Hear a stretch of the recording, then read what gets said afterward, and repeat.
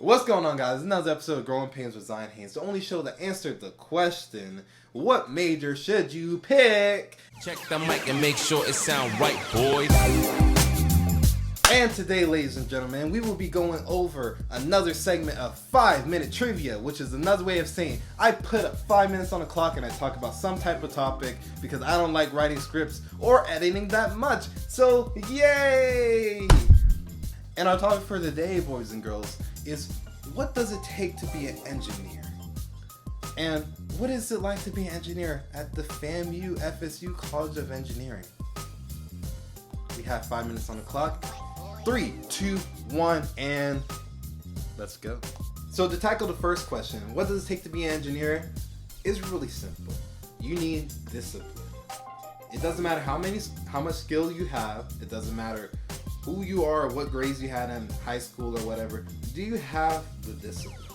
Because you're going to be put in a lot of uncomfortable situations with team members that you don't really know how to work with, materials that seem difficult and hard, and just a myriad of other different types of things that, might seem outside your scope as an engineer.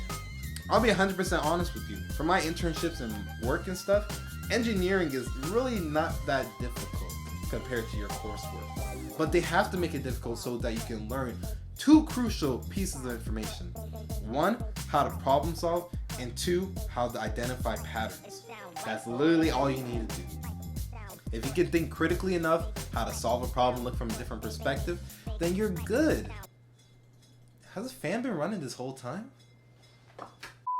And the second thing is really about identifying patterns. I find that the best way to go through a lot of your math problems and even some of the engineering classes is just the patterns within equations and the phenomena that is being explained in class. If you can identify those things, you can navigate and maneuver through them really easily.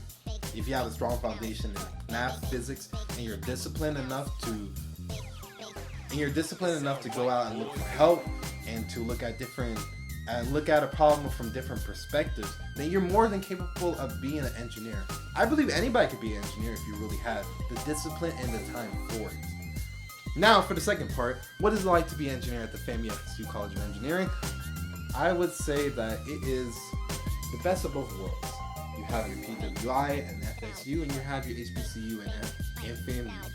I think that the two cultures mix rather well. I think that somewhat there is a little bit of conflict and issues due to the history and just due to the politics as a current, but I think that you can learn a lot and there's a lot of opportunities. You have FSU alumni and FAMU alumni there to help you. You have your HBCU, but you also have a slightly larger university nearby. You have all of their resources and access and all the FAMUs brought together. And that's why I think, honestly, if you're going to do engineering anywhere, you should do it at FAMU FSU College of Engineering. We have just about every single major with excellent staff and professors. Now, a day in the life, I would say that it primarily is difficult because you have to go out your way to an engineering building. It's really nice. I think you should really check it out if you can. But it mainly consists of, just regular classes, a little bit of labs and stuff. There's a lot of labs, especially for a chemical engineer, probably like 4 or 5 labs where you got to go and do experiments and stuff like that. But I think that you can find certain things that you're interested in, whether it be coding, whether it be certain types of research and stuff. It's really just conversation away. I did research as a freshman just because I asked. It wasn't paid, but I still got the experience. Being at that place is a very nice and quiet environment. You can study there, you can get your food there. It's basically like a little mini ecosystem in which you can study and progress. And you'll find your way.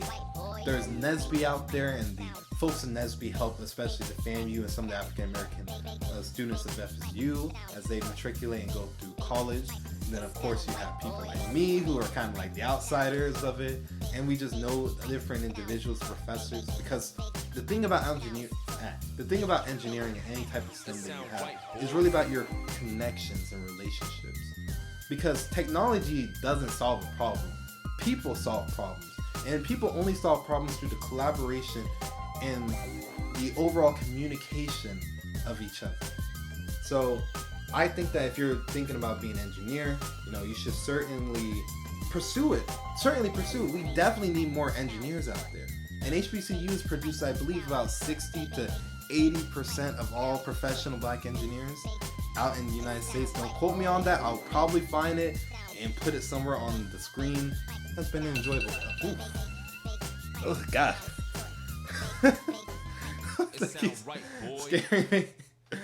Okay, but I guess I'll wrap it up now, just to say that if you're interested in engineering, make sure you comment below. I can definitely answer any of your type of questions that you have. If you want to connect on LinkedIn or do anything like that, of course. You're looking for an internship, you're looking for anything, hit me up because I want to help you.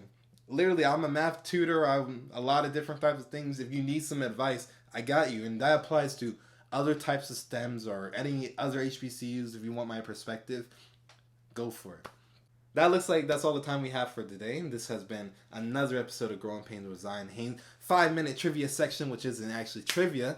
And remember to tip your waitresses, go to HBCU, and self-love and preservation. Bye.